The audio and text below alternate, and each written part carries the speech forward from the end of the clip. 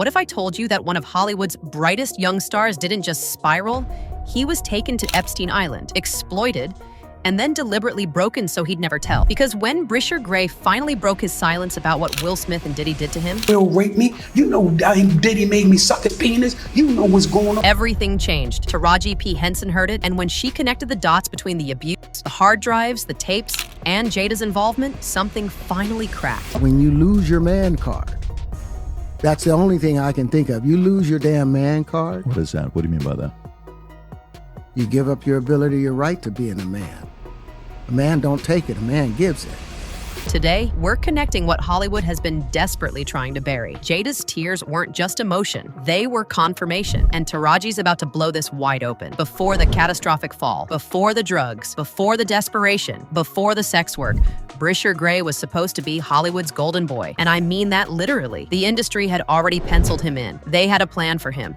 And that plan was built on a foundation of lies. Let's start from the beginning, because this isn't a story that just happens. This is a story that was meticulously constructed. At just 16 years old, Bryshere was already making waves across the East Coast. He and his mother would pack up a small Camry and drive to Michigan, Wisconsin, anywhere there was a high school auditorium that would let him perform. He wasn't getting paid. He was doing it for the experience, for the exposure, for the dream. That's the mentality of a hungry artist. That's the mindset of someone who actually believes in themselves. And then came the big break. By 2015, Bryshere was performing at major music festivals across Philadelphia, opening for legitimate heavyweights like 2 Chainz and Fabulous. The kid had undeniable talent. The looks were there. The charisma was magnetic. The potential was off the charts. In the eyes of the industry, he was a blue-chip prospect. That same year, at just 17 years old, he landed the role of Hakeem Lyon on Fox's smash hit Empire, one of the biggest television shows in America. And simultaneously, he inked a record deal with Columbia Records. Columbia Records, think about that. At 17,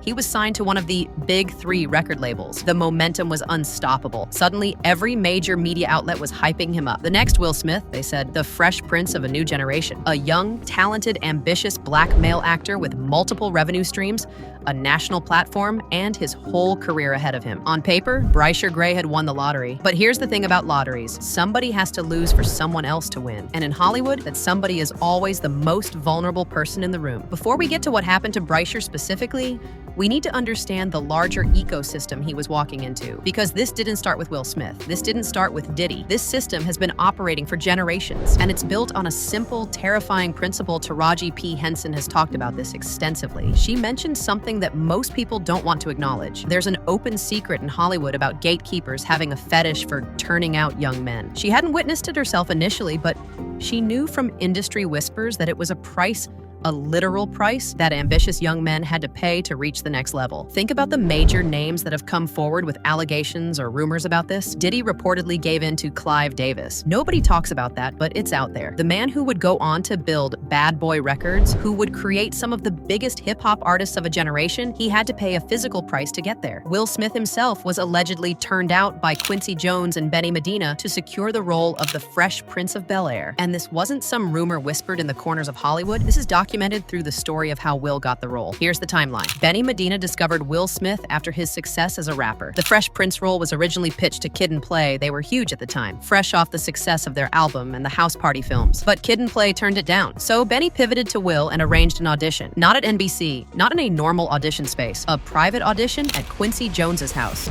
At NBC, before Fresh Prince. Right. And we turned that down. And they end up getting that.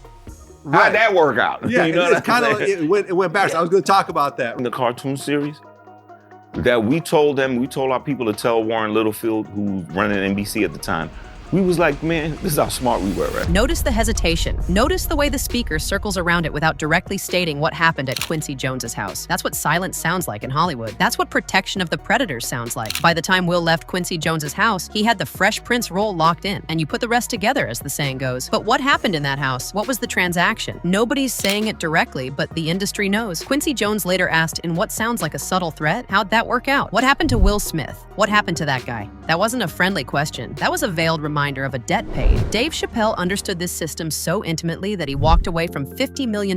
Let me repeat that. He had $50 million on the table, generational wealth, enough to set up his entire family for life, and he turned it down.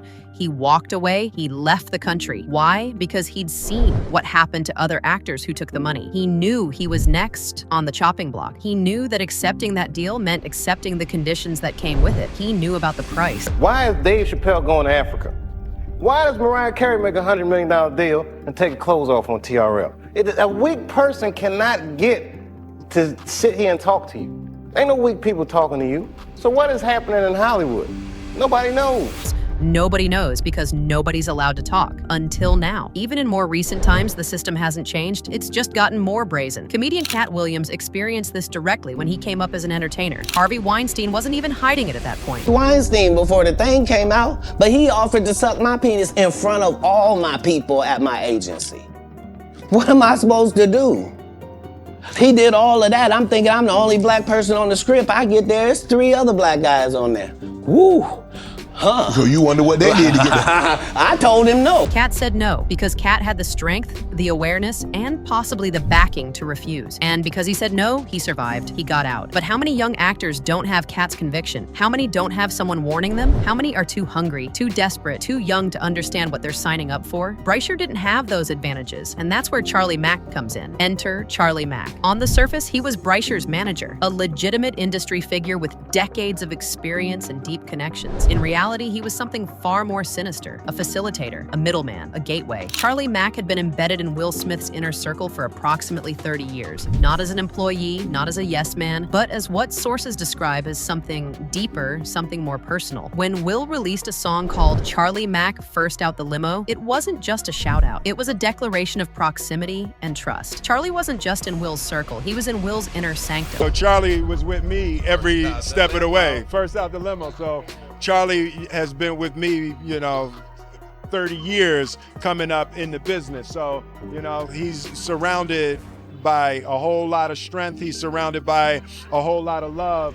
And all he has to do is add discipline, and he's gonna be all right. Listen to what Will is really saying here. He's positioning Charlie as a protector, as a father figure, as someone who's been with him through everything. Someone reliable, someone trustworthy. That's the cover story. But according to sources close to this situation, Charlie Mack's relationship with Will Smith went beyond professional into deeply personal territory. And when Charlie saw Bryshere young, talented, hungry, moldable, he saw an opportunity. Not an opportunity to help the kid, an opportunity to supply him. Think of Charlie Mack as a supplier in a predatory ecosystem. His job was to identify talent, build trust with their families, and then deliver them to the men at the top of the food chain. Will Smith, Diddy, other power players whose names we may never know. When Charlie approached Bryshere and his mother, Andrea, he came with credentials. He came with a success story. He'd worked with Will Smith for 30 years. He came with a promise. Your son has what it takes. I can take him to the next level. I can make him a star. And Andrea believed him. Why wouldn't she? Charlie had already delivered on part of the promise. Bryshere had already landed the Empire role. Charlie was the connection. Charlie was the bridge. Charlie was supposedly the protector. So when Charlie arranged for Bryshere to meet with Will Smith and Diddy for a mentorship program, it felt like the next logical step. It felt like ascending to the next level. It felt like opportunity. It was a trap. Here's how the system works, and this is crucial to understand because it explains why Bryshere couldn't escape. First, they isolate you from protective figures. Bryshere's mother was either bought off, threatened, or manipulated into accepting the narrative that her son needed to be with these men. She stopped being his mother and became a co-conspirator in his exploitation. Jaguar Wright witnessed this directly. Saw what Charlie Mack and them were doing. He knew they were taking those young boys to Diddy.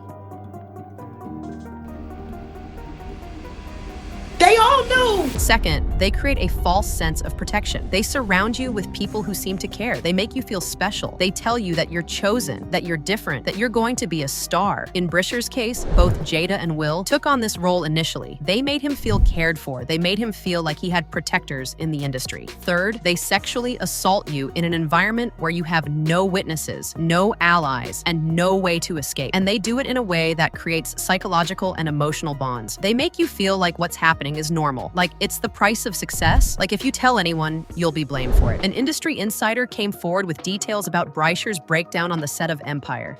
This wasn't someone speculating, this was someone who was there. When I'm in Chicago, this guy's acting erratic. He's crazy. He's getting stopped by the cops. There's male prostitutes involved, there's mental illness involved, there's drug use involved, and I'm really trying to see what happened to this guy. But the insider kept digging. He kept asking questions. And finally, Bryshere broke down completely and confessed everything. And one day he said, you know what happened. You know that Will R-worded me, or however y'all kind of say it on YouTube. You know that Diddy sexually assaulted me. And you know Charlie Mack made me suck his private part. This wasn't an admission from someone who was mentally unstable before Empire. This was a confession from someone who was being actively abused and had nowhere to turn. His mother wouldn't help him. His manager had sold him out. The industry was designed to silence him. He was completely trapped. Now we get to the part that connects everything. The part that elevates this from Hollywood abuse to organized trafficking. The part that explains why this is so much bigger than just Bryshere. According to sources close to Taraji P. Henson, Bryshere wasn't just abused in Los Angeles recording studios or on film sets. He was taken to Epstein Island. Let that sink in for a moment. A young, talented, trapped male actor was flown to a private island where the normal rules of society don't apply, where there are no cameras recording, where evidence can disappear, where the elite go to do unspeakable things. This isn't speculation. This is being reported by credible sources. And when you understand the connections Diddy's known associations with Epstein's circle, Will Smith's decades-long presence in the industry, Charlie Mack acting as the middleman facilitating access to young talent, the picture becomes horrifyingly clear. Bryshere wasn't the only one. If Will Smith and Diddy were taking young actors to Epstein Island, if they were exchanging access to these kids for favors, for protection, for continued success in the industry, then there are others, many others. Think about the timeline here. 2013 to 2015. Bryshere is rising as a young rapper, gaining notoriety, about to break through. 2015. He lands Empire, signs with Columbia Records, gets connected to Will Smith and Diddy through Charlie Mack. 2015 to 2016. The mentorship begins. The abuse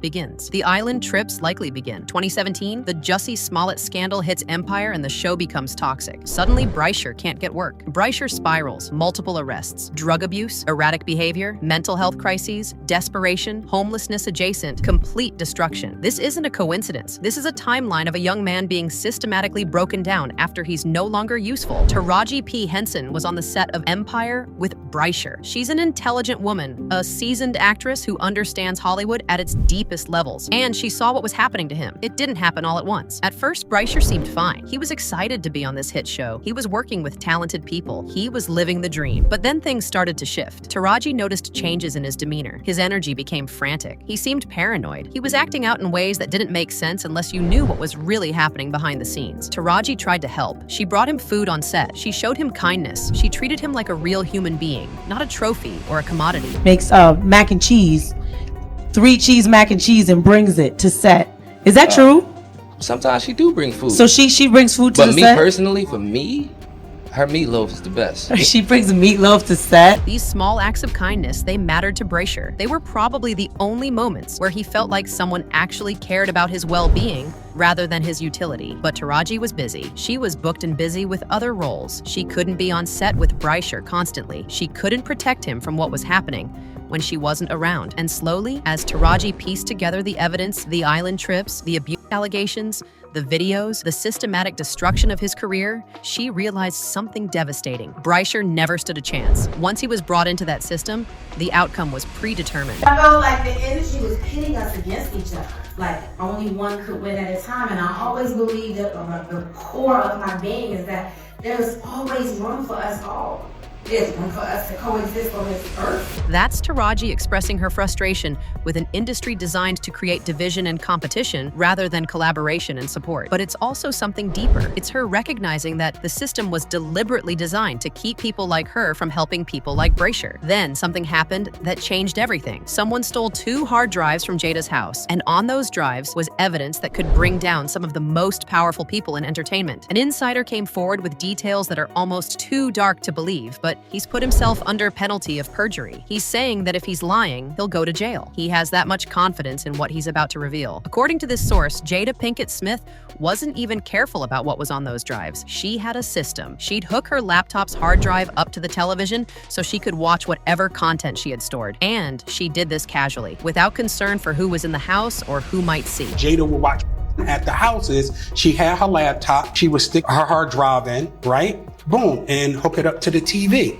and she could play whatever video she watching. And what was she watching? Videos of her and Will. Videos of them with other celebrities. Videos documenting acts that would destroy careers if they became public. The Insider describes witnessing Jada on these tapes. So I'm seeing videos of her and Will and a bunch of some celebrities, everything. Because remember, the last interview I told you, if you don't sue me, I'm gonna let people know who you've been hitting with them dildos. And I said, if you don't sue, I'm going to sue. So I told you, being Muslim, whatever I say I'm going to do, that's what I'm going to do, period. And I got to have evidence. So she's sitting down here watching, playing with herself, high as a kite, right? Not caring who's in the house, whether kids watching, nothing. She's in her own world. So that's how I was able to see the tapes. This isn't just evidence of infidelity or experimentation. This is evidence of a woman who was comfortable enough in her power, comfortable enough that she wouldn't be held accountable, that she could engage in this behavior without fear of consequences. The Insider continues, I saw them, and I saw some things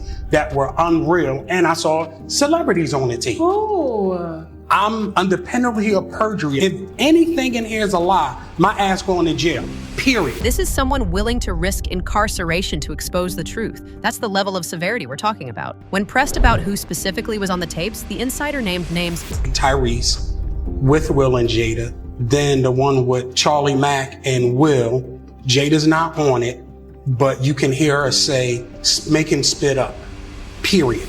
Wait, stop right there. Make him spit up. That's not just evidence of a sexual act. That's evidence of orchestrated abuse. That's Jada's voice giving instructions. That's her being an active, willing participant in the degradation of these men. This isn't a woman who was coerced or forced. This is a woman who was in control. This is a woman who was enjoying the power dynamic. Consider the evidence. She participated in the abuse. The tapes show her actively involved, not as a victim, but as a perpetrator. She was there. She participated. She gave instructions. She weaponized Will's fear of her. Throughout the years, Jada has publicly emasculated Will on camera, mocked him, dominated him. The Red Table Talks have become showcases of her power over him. Why? Because she has leverage. Because she knows what he's done. Because she can destroy him if he doesn't comply. She conspired to destroy Bryshere's credibility. Once she and Will were done with him, they needed him to seem unreliable. They needed the public to dismiss anything he said as the ravings of a disturbed person. And they had the power and the connections to make that happen. Terrence Howard understands this dynamic intimately. He's watched what happened to other men who tried to maintain their integrity in this industry. You lose your man card. That's the only thing I can think of. You lose your damn man card. What is that? What do you mean by that? You give up your ability, your right to being a man. A man don't take it, a man gives it. He's not just talking about sex. He's talking about the fundamental loss of agency, integrity, and power that comes from being victimized by people you trusted. When you give up that man card, you don't get that back. Are you saying what I think you're saying? No, I'm saying what I'm saying. You don't get that back. You come into this world as a man one time. You give up that right for anything, for fear of being hurt, fear of somebody doing something, for wanting to gain something. When you give up that man card right, you lose some spiritual energy that has always been pushing through.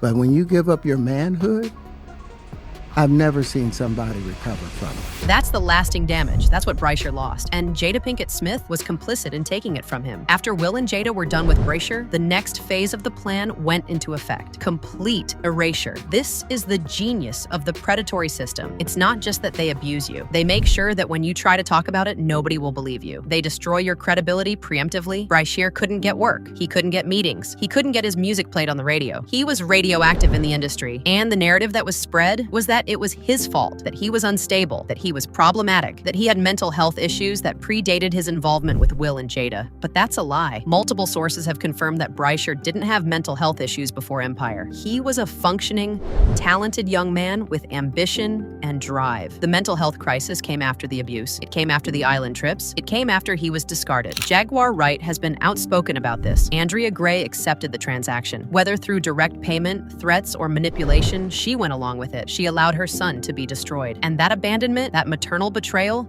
may have been the most devastating blow of all. Darren Henson, who worked with Bryshere on Empire, warned him about the industry. Nobody protected him. That's the tragic truth. The industry system ensured that everyone around Bryshere either became complicit, stayed silent, or was powerless to help. What happened to Bryshere after the blackballing is what happens to all survivors of systematic abuse who lose their support systems. He spiraled. Drug abuse came first, then multiple arrests, then homelessness, then desperation so complete that he had to resort to work just to buy food. The insider who documented his breakdown on the Empire set was watching in real time as a young man disintegrated. I pulled him to the side and I said, listen, I'm here to help you and so forth and so on. So he was like, all right, I feel that. He said, everybody on the set know you. Everybody seemed like they love you. Even in his trauma, Bryshere was seeking connection. He was reaching out. He was trying to find someone who could help him or at least understand what he was going through. But by that point, the damage was done. The system had already broken him in ways that might be irreparable. When Bert Kreisler got invited by Will to see a movie and discuss a potential role, his father immediately recognized what was happening. His father interrupted the conversation and made it clear what was really being proposed. And Bert had the presence of mind and the family support to refuse. Wendy Williams spoke about this directly for years on the radio. Did you get fired for making fun of Puffy? Yeah, by Hot 97. I had to fight a lawsuit. You know what it all came down to?